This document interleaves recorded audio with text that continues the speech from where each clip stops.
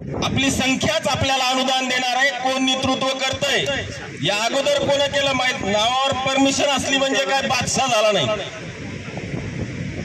आपल्याला जे काही अनुदान मिळालेलं आहे ते फक्त संख्येने मिळाले नाही। आपल्याला मागच्या 2 वर्ष 1.5 वर्ष जे काही तात्काळच बसावं लागलेलं आहे ते तात्काळच बसण्याचं कारण सुद्धा आपली जी काही इथं नसणारी संख्या, त्यामुळेच आपण इथपर्यंत आलेलो आहोत। आपली संख्याच आपल्याला अनुदान मिळवून देईल। त्यामुळे घरी असलेल्या बांधवांनी जे काही मिळेल, त्याने भाईने सांगितलंय, तिकीट नसतील, कोणत्या मार्गाने यायचं, कशा पद्धतीने यायचं ते आपण ठरवा। मात्र उद्या मैदानामध्ये आपली संख्या दिसली पाहिजे।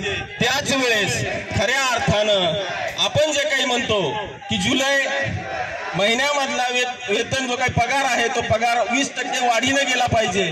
तो खऱ्या अर्थानं जर 20% वाढीने जायचा असेल तर मैदान भरून गेलं पाहिजे।